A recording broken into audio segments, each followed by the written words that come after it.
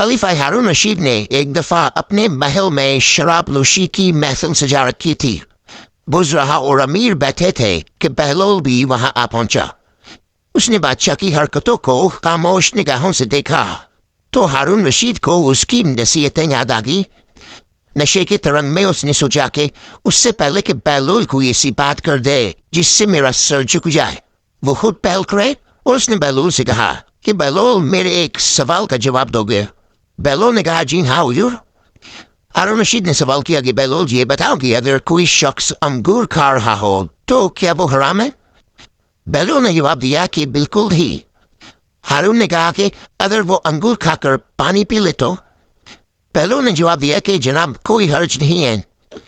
ہارون نے آگے کہا کہ اب یہی شخص انگور کھا کے اور پانی پی کر اس کے بعد دھوپ میں بیٹھ جائے تو پھر؟ بہلول نے جواب دیا کہ مجرم کوئی مذائقہ نہیں ہے، جتنی دیر چاہے بیٹھے۔ پھر آگے فرمایا کہ تو پھر بہلول تم خود ہی بتاؤ کہ یہی انگور اور پانی کچھ عرصہ دھوپ میں رکھ دیے جائیں تو حرام کیوں ہو جاتے؟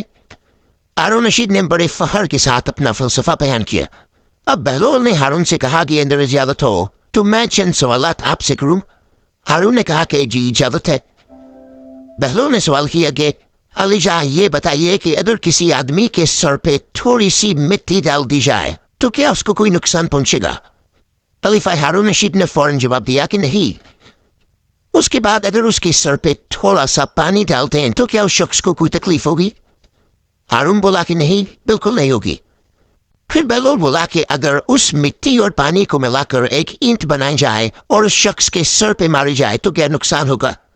تم بھی عجیب باتیں کرتے ہو بہلول۔ ہارون ہنسا اور کہا کہ اس کا تو سر ہی پھٹ جائے گا۔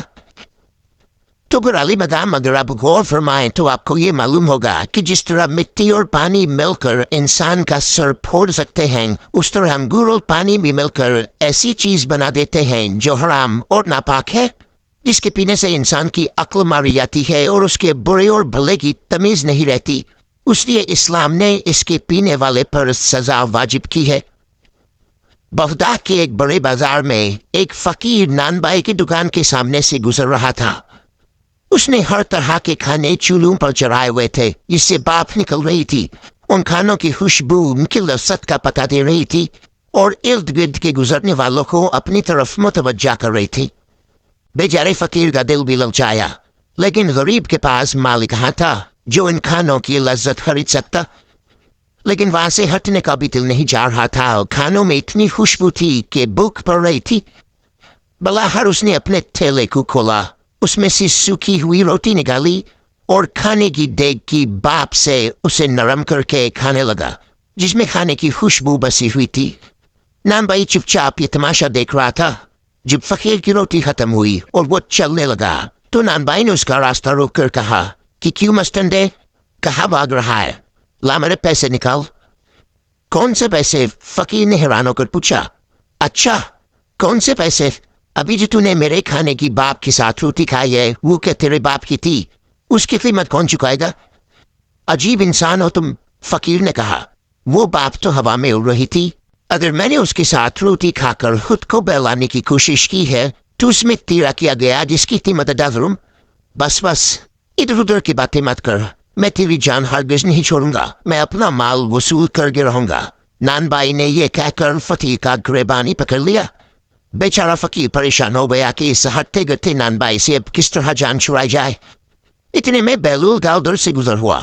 وہ ان کے قریب رک کر ان کی باتیں سننے لگا۔ فقیر نے اس کو ہمدرد جان کر تمام قصہ سنایا تو وہ نان بھائی سے بولا کہ بھائی یہ تو بتاؤ کہ کیا اس غریب آدمی نے تمہارا کھانا کھایا ہے؟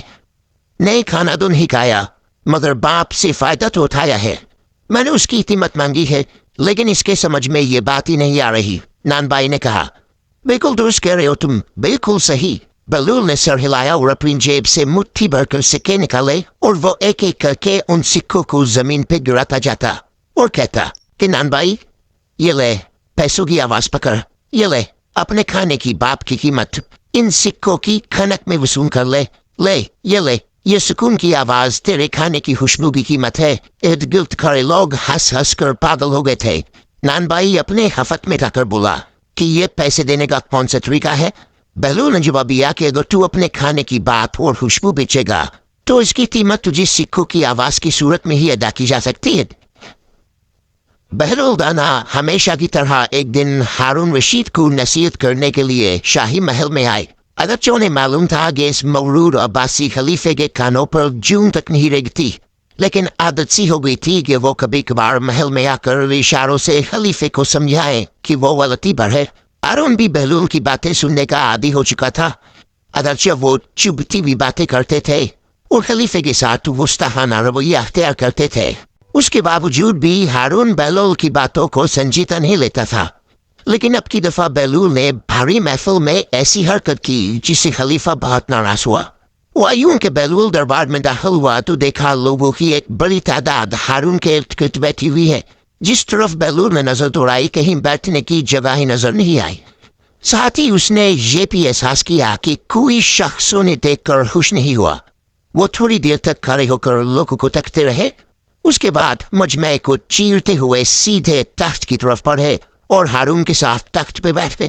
دربار میں بیٹھے ہوئے خوشامدی لوگ چیف نے چلانے لگے کہ یہ کیسی حرکت ہے، یقیناً بہلول دیوانہ ہو گیا ہے، ابھی تک کسی نے خلیفے کی اس طرح سے بے احترامی نہیں کی تھی۔ ہارون لوگوں کی باتیں سن کر بہلول کی طرف غصے سے دیکھنے لگا، لیکن بہلول ٹس سے مس نہیں ہوا۔ ان کے لبوں پر ایک ملائم مسکراہٹ تھی۔ غصے سے ہارون کی زبان بند تھی۔ وہ احساس کر رہا تھا کہ بہلول نے اس حرکت کے ذریعے دوسروں کے سامنے اس کی توہین کی ہے۔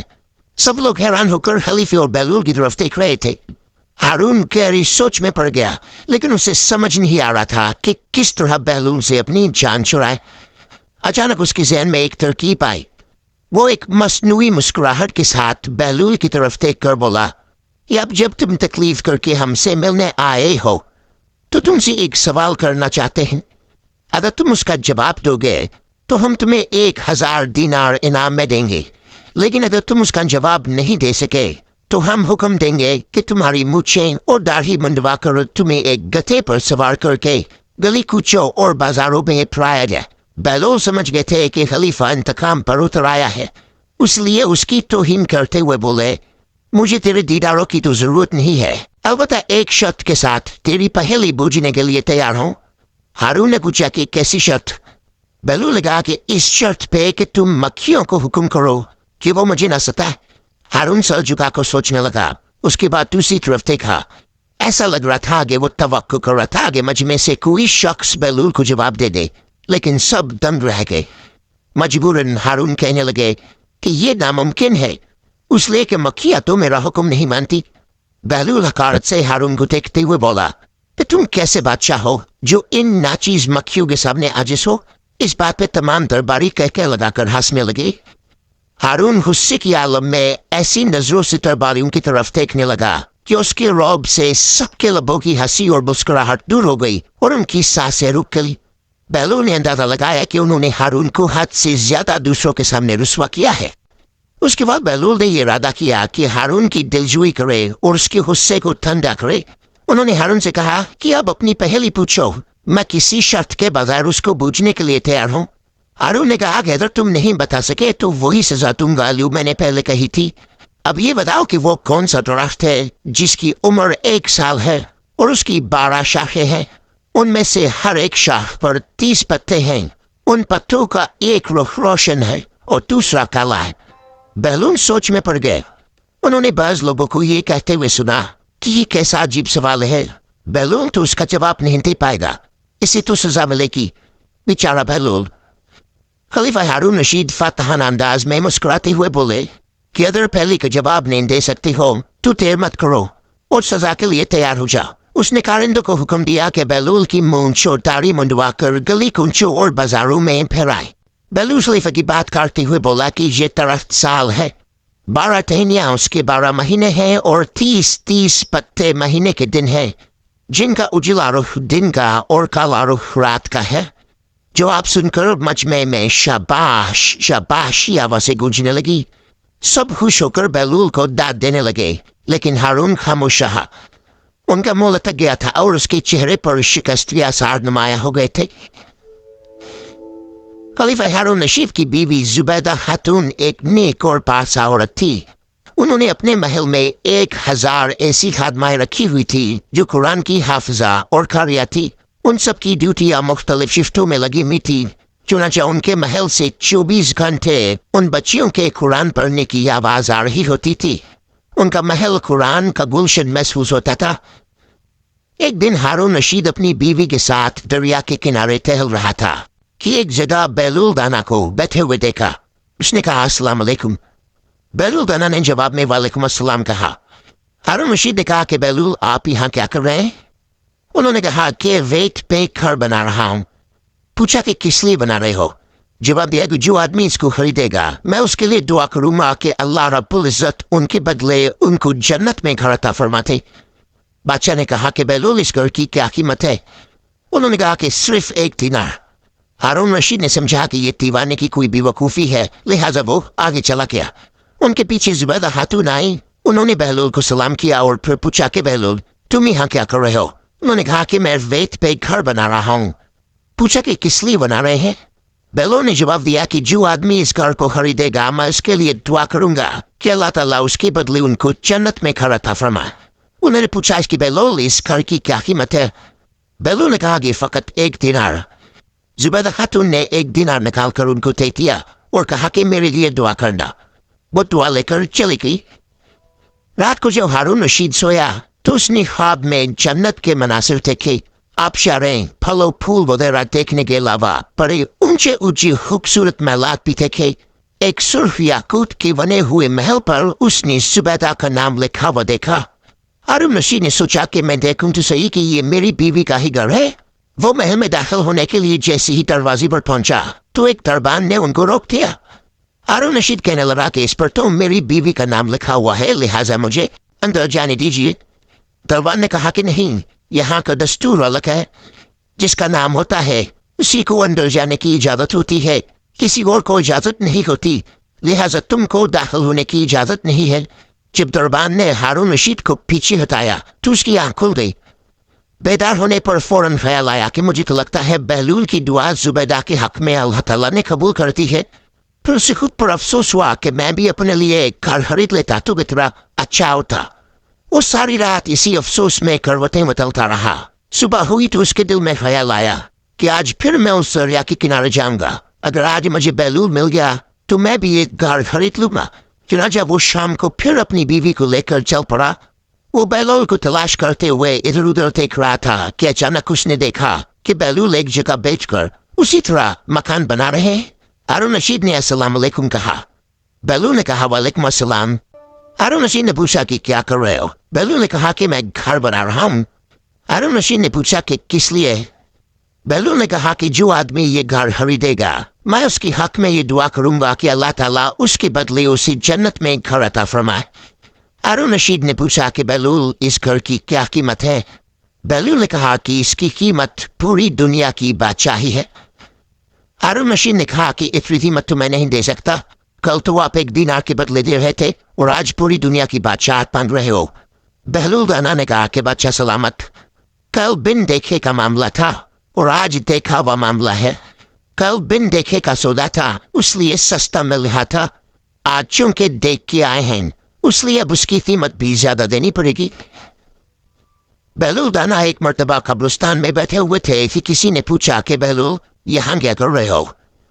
کہنے لگے کہ ایسے لوگوں کے پاس ہوں کہ ان کی صحبت مجھے تکلیف نہیں دیتی اور اگر ان سے دور رہوں تو یہ میری غیبت نہیں کرتے۔ پوچھنے والے نے دوبارہ کہا کہ مہنگائی بہت بڑھ گئی ہے، اس میں کمی کی دعا کریں۔ کہنے لگے کہ اللہ کی قسم مجھے تو کوئی پرواہ نہیں، چاہے گندم کی 1 دانے کی قیمت 1 دینار ہی کیوں نہ ہو جائے، اس لیے کہ اللہ پاک کا ہم پر حق ہے کہ ہم اس کے حکم کے مطابق اس کی عبادت کریں، اور اللہ پر ہمارا یہ حق ہے کہ وہ اپنے وعدے کے مطابق ہمیں رزق دے۔ جب رزق کی ذمہ داری اللہ پاک نے لی ہے تو مجھے فکر کرنے کی کوئی ضرورت نہیں ہے۔ کہتے ہیں ایک بار شیخ جنید بغدادی رحمۃ اللہ علیہ سفر کے ارادے سے بغداد روانہ ہوئے۔ حضرت شیخ کے کچھ مرید بھی ساتھ تھے۔ شیخ نے مریدوں سے پوچھا کہ تم لوگوں کو بہلول کا حال معلوم ہے؟ لوگوں نے کہا کہ حضرت وہ تو ایک دیوانہ ہے، آپ اس سے مل کے کیا کریں گے؟ شیخ نے جواب دیا کہ ذرا بہلول کو تلاش کیجیے، ہمیں ان سے کام ہے۔ مریدوں نے شیخ کے حکم کی تکمیل کی۔ تھوڑی جستجو کے بعد ایک صحرا میں حضرت بہلول کو ڈھونڈ نکلا اور شیخ کو اپنے ساتھ لے کر وہاں پہنچے۔ شیخ جنید بغدادی جب بہلول کے سامنے گئے تو دیکھا کہ حضرت بہلول سر کے نیچے اینٹ رکھ کر لیتے ہوئے ہیں۔ شیخ نے سلام کیا تو بہلول نے جواب دے کر پوچھا کہ تم کون ہو؟ شیخ نے جواب دیا کہ میں جنید بغدادی ہوں۔ تو اے ابو قاسم، تم ہی وہ شیخ بغدادی ہو جو لوگوں کو بزرگوں کی باتیں سکھاتا ہے؟ جی ہاں، کوشش ضرور کرتا ہوں، شیخ نے جواب دیا۔ بہلول نے پوچھا کہ اچھا تو تم اپنے کھانے کا طریقہ تو جانتے ہوں گے؟ جنید بغدادی نے کہا کہ کیوں نہیں، بسم اللہ پڑھتا ہوں اور اپنے سامنے کی چیز کھاتا ہوں، چھوٹا نوالا بناتا ہوں، آہستہ آہستہ چباتا ہوں، دوسرے کے نوالے پر نظر نہیں ڈالتا، اور کھانا کھاتے وقت اللہ کی یاد سے غافل نہیں ہوتا۔ پھر دوبارہ کہا کہ جو لقمہ بھی کھاتا ہوں الحمدللہ کہتا ہوں، کھانا شروع کرنے سے پہلے ہاتھ دھوتا ہوں اور فارغ ہوتے ہی ہاتھ دھوتا ہوں۔ یہ سن کر بہلول اٹھ کر کھڑے ہوئے اور اپنا دامن شیخ کی طرف جھٹک دیا۔ پھر ان سے کہا کہ تم تو انسانوں کی پیر و مرشد بننا چاہتے ہو، اور یہ حال ہے کہ اب تک کھانے پینے کا طریقہ بھی نہیں جانتے۔ یہ کہہ کر بہلول نے اپنا راستہ دے لیا۔ شیخ کے مریدوں نے کہا کہ یا حضرت، یہ شخص تو دیوانہ ہے۔ ہاں دیوانہ تو ہے، مگر اپنے کام کے لیے ہوشیاروں کے بھی کام کرتا ہے۔ اس سے سچی بات سننا چاہیے، آؤ اس کے پیچھے چلے۔ بہلول ایک ویرانے تک پہنچ کر ایک جگہ بیٹھ گیا۔ شیخ بغدادی اس کے پاس پہنچے تو انہوں نے شیخ سے پھر وہی سوال کیا کہ کون ہو؟ آپ نے کہا کہ میں ہوں شیخ بغدادی جو کھانا کھانے کا طریقہ نہیں جانتا۔ بہلول نے کہا کہ خیر، تم کھانا کھانے کے آداب سے تو ناواقف ہو، لیکن گفتگو کا طریقہ تو جانتے ہی ہوگے۔ شیخ نے جواب دیا کہ جی ہاں جانتا تو ہوں، ہر ایک بات ایک اندازے کے مطابق کرتا ہوں، بے موقع اور بے حساب نہیں بولتا، سننے والوں کی سمجھ کا اندازہ کر کے خلق خدا کو اللہ اور رسول کے احکام کے بارے میں بتاتا ہوں۔ یہ خیال رکھتا ہوں کہ اتنی باتیں نہ کہوں کہ لوگ مجھ سے بیزار ہو جائے۔ باطنی اور ظاہری علوم کے نقطۂ نظر میں رکھتا ہوں۔ اس کے ساتھ گفتگو کے آداب سے متعلق کچھ اور باتیں بھی بیان کی تو بہلول نے کہا کہ کھانا کھانے کے آداب تو ایک طرف، تمہیں تو بات کرنے کا بھی ڈھنگ نہیں آتا۔ پھر شیخ سے منہ پھیر کر ایک طرف چل دیے۔ بڑی دور سے خاموش نہ رہا گیا اور انہوں نے کہا کہ یا حضرت، یہ شخص تو دیوانہ ہے، آپ دیوانے سے بلا کیا توقع رکھتے ہیں؟ حضرت جنید بغدادی نے کہا کہ مجھے تو اس سے ابھی اور کام ہے، تم لوگ نہیں سمجھ سکتے۔ اس کے بعد شیخ نے پھر بہلول کا پیچھا کیا۔ بہلول نے رک کر پیچھے مڑ کر دیکھا اور کہا کہ تمہیں کھانا کھانے اور بات کرنے کے آداب نہیں معلوم، سونے کا طریقہ تو تمہیں معلوم ہی ہوگا۔ شیخ نے کہا کہ جی ہاں معلوم ہے، جب میں عشاء کی نماز اور درود و وظائف سے فارغ ہو جاتا ہوں تو سونے کے کمرے میں چلا جاتا ہوں۔ یہ کہہ کر شیخ نے سونے کے وہ آداب بیان کیے جو انہیں بزرگان دین کی تعلیم سے حاصل ہوئے تھے۔ بہلول نے کہا کہ معلوم یہ ہوتا ہے کہ تم کو سونے کی آداب بھی نہیں آتے۔ یہ کہہ کر بہلول نے جانا چاہا تو حضرت جنید بغدادی نے ان کا دامن پکڑ لیا اور کہا کہ اے حضرت، میں نہیں جانتا، اللہ کے واسطے تم مجھے سکھا دو۔ کچھ دیر بعد بہلول نے کہا کہ میاں، یہ جتنی باتیں تم نے کہی سب بات کی چیزیں ہیں، اصل بات مجھ سے سنو۔ کھانے کا اصل طریقہ یہ ہے کہ سب سے پہلے حلال کی روزی ہونی چاہیے۔ اگر غذا میں حرام چیز ہے تو جو آداب تم نے بیان کیے ہیں ان کے برتنے سے کوئی فائدہ نہیں ہوگا، اور دل روشن ہونے کی بجائے اور تاریک ہوتا چلا جائے گا۔ شیخ جنید نے بے ساختہ کہا کہ جزاک اللہ۔ پھر بہلول نے بتایا کہ گفتگو کرتے وقت بھی سب سے پہلے دل کا پاک اور نیت کا صاف ہونا ضروری ہے، اور اس کا بھی خیال رہے کہ جو بات کہی جائے اللہ کی رضامندی کے لیے ہو۔ اگر کوئی دنیاوی لگاؤ کی فضول قسم کی بات ہو تو خواہ تم کتنے ہی اچھے الفاظ میں کہو تمہارے لیے وبال بن جائے گی، اس لیے ایسے کلام سے خاموشی بہتر ہے۔ اسی طرح سونے کے متعلق جو تم نے مجھ سے کہا وہ بھی اصل مقصود نہیں ہے۔ اصل بات یہ ہے کہ جب تم سونے لگو تو تمہارا دل بغض، کینے اور حسد سے خالی ہو، تمہارے دل میں دنیا اور مال دنیا کی محبت نہ ہو، اور نیند آنے تک اللہ کے ذکر میں مشغول رہو۔ حضرت بہلول دانا کی بات ختم ہوتی ہی حضرت جنید بغدادی نے ان کے ہاتھوں کو بوسہ دیا اور ان کے لیے دعا کی۔ حضرت جنید بغدادی کے مرید یہ منظر دیکھ کر حیران رہ گئے۔ انہیں اپنی غلطی کا احساس ہوا اور یہ بات ان کے سمجھ میں آ گئی کہ ہر شخص کو چاہیے کہ وہ جو بات نہ جانتا ہو اسے سیکھنے میں ذرا بھی نہ شرمائے۔ ایک بار جناب بہلول دانا کسی نخلستان میں تشریف رکھتے تھے. ایک تاجر کا وہاں سے گزر ہوا. وہ آپ کے پاس آیا، سلام کر کے سامنے بیٹھ گیا اور انتہائی ادب سے گزارش کی کہ حضور تجارت کی کون سی ایسی چیز خریدوں جس میں نفع ہو. بہلول نے فرمایا کہ کالا کپڑا خرید لو. تاجر نے شکریہ ادا کیا اور الٹے قدموں واپس چلا گیا. جا کر اس نے علاقے میں دستیاب تمام کالا کپڑا خرید لیا. کچھ دنوں بعد شہر کا بہت بڑا آدمی انتقال کر گیا. ماتمی لباس کے لیے سارا شہر کالے کپڑے کی تلاش میں نکلا ہوا تھا. اب کپڑا سارا اس تاجر کے پاس ذخیرہ تھا. اس نے منہ مانگے داموں پر فروخت کیا اور اتنا نفع کمایا کہ جتنا ساری زندگی نہیں کمایا تھا، اور بہت ہی امیر و کبیر ہو گیا. کچھ عرصے بعد وہ گھوڑے پر سوار کہیں سے گزرا. جناب بہلول وہاں تشریف رکھتے تھے. وہ وہیں کونے پر بیٹھے بولا، او دیوانے، اب کی بار کیا لوں؟ بہلول نے فرمایا کہ تربوزے لے لو. وہ بھاگا گیا اور ساری دولت سے پورے ملک کے جتنے تربوزے تھے وہ خرید کے ذخیرہ کر لیے. ایک ہی ہفتے میں سب خراب ہو گیا اور وہ کوڑی کو محتاج ہو گیا. اسی خستہ حالی میں گھومتے پھرتے پھر ان کی ملاقات بہلول سے ہوئی تو انہوں نے کہا کہ یہ آپ نے میرے ساتھ کیا ہے؟ جناب بہلول نے فرمایا کہ میں نے نہیں، تیرے لہجوں اور الفاظوں نے سب کیا ہے. جب تو نے ادب سے پوچھا تو مالا مال ہو گیا، جب گستاخی سے پوچھا تو کنگال ہو گیا. اس کو کہتے ہیں بادب بانصیب، بے ادب بے نصیب.